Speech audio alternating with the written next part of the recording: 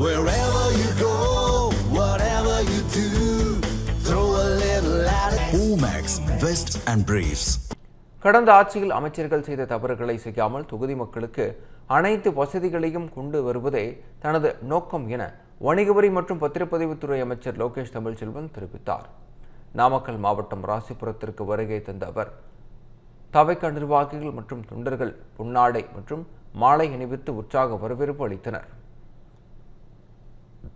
பின்னர் செய்தியாளர்களிடம் பேசிய அமைச்சர், சென்ற முறை இருந்த அமைச்சர்கள் தவறுவிட்ட மற்றும் செய்த மறந்த தவறுகளை செய்யாமல் இந்த தொகுதிக்கு அமைச்சர் என்ற முறையில்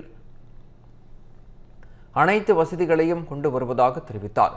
பத்திரப்பதிவு அலுவலகங்களில் லஞ்சத்தை தடுப்பது குறித்த கேள்விக்கு பதிலளித்த அவர், கடந்த 2-3 நாட்களில் பல அதிகாரிகள் கைது செய்யப்பட்டதாகவும் லஞ்சம் வாங்குபவர்கள் பிடிபட்டு வருவதாகவும் தெரிவித்தார்.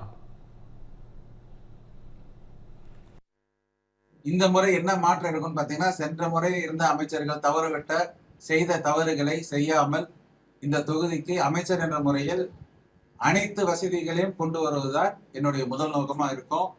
2-3 நாள்ல பாத்தீங்கன்னா உங்களுக்கே தெரிஞ்சுக்க நிறைய அரெஸ்ட் ஆயிட்டு இருக்குது. இது என்ன குறிக்குதுன்னு உங்களுக்கே நான் உங்க கவனத்துக்கே விட்டுறேன்.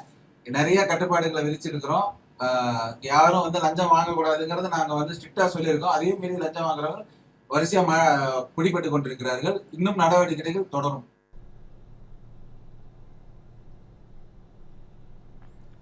முகூர்த்த தினமான இன்று பத்திரப்பதிவுக்கு கூடுதல் டோக்கன்களை பதிவுத்துறை ஒதுக்கியுள்ளது.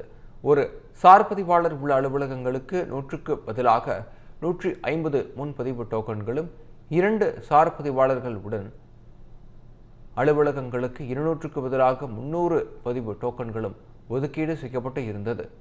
அதிக அளவில் பத்திரப்பதிவு நடைபெறும் 100 அலுவலகங்களுக்கு 150 டோக்கன்களுடன் 16 தட்கல் முறையில் டோக்கன் வழங்கப்படும் என ஏற்பாடு செய்யப்பட்டு உள்ளது.